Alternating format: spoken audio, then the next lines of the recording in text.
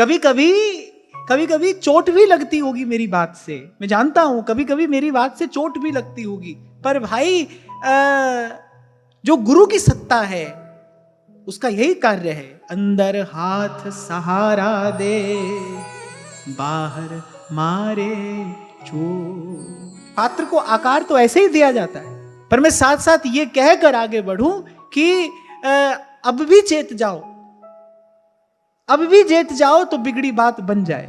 अब भी यदि आप चेत जाओ तो, बहुत गई थोड़ी रही सो बीती जाए, इसका विचार करके अब भी चेत जाओ। पर ध्यान रखना, मैं एक बात कहकर आगे बढ़ रहा हूं, आप ये सोचो ना कि किसी दिन भाई बाहर हमारा सब समाधान हो जाएगा, फिर चैन से बैठकर भजन करेंगे। ऐसा दिन, ऐसा क्षण जीवन में कभी नहीं आएगा, कभी नहीं आएगा। इस कार्य के लिए तो आज अभी उठना पड़ेगा, अभी जो है इसको जैसा का तैसा स्वीकार करके आज ही उठना पड़ेगा। जो सोवत है सो खोवत है, और जो जागत है सो पावत है। पर भाई देखता हूं मैं कभी कभी इतनी गहरी निद्रा में जीव सोता है, तभी तुलसी बाबा कह रहे मोह निशा सब सोवनिहार। इतनी गहरी निद्रा में जीव सोता है, जगता है, जग कर फिर सोता है, फिर सोता है।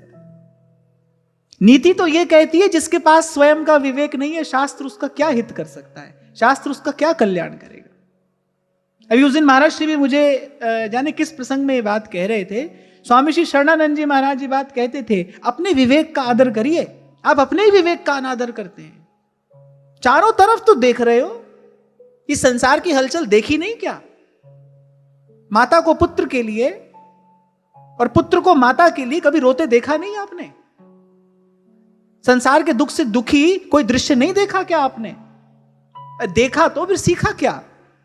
जैसे श्री नागरीदास जी कह रहे, दर्पण देखत देखत नहीं। सुबह से लेकर शाम तक दिन में कितनी बार दर्पण के आगे जाते हो, बोले देखकर भी नहीं देखते। कैसे शरीर जर्जर होता चला जा रहा है, केश श्वेत हो गए, चेहरे पर झुर्रियां पड़ गई, सब यौवन कपूर की भांति हवा में उड़ गया, आप कुछ नहीं कर पाए। बोले पर दर्पण देखत देखत नहीं, ये कितना बड़ा आश्चर्य है। तभी आज मैंने आपसे कहा, मैंने कहा ना भाई, हमारे पास कोई आप अपनी संसार की व्यवहार की कोई अच्छी बुरी कोई बात लेकर आओ, और ये शादी ब्याह के कार्ड ये तो हमारे पास बिल्कुल मत लेकर आओ, बिल्कुल भी मत लेकर आओ। हमारे पास कोई आशीर्वाद नहीं है आपको देने के लिए। आपका जो होना है वो हो ही रहा है और हो ही जाएगा। मैं अपना शब्द क्यों व्यर्थ करूं?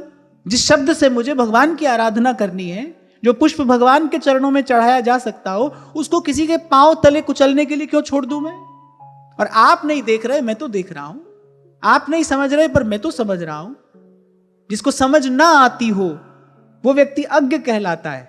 उससे यदि कुछ भूल हो जाए तो वो भूल है, पर जो जानता है, तो जानबूझकर यदि भूल करे तो भूल नहीं, अपराध है।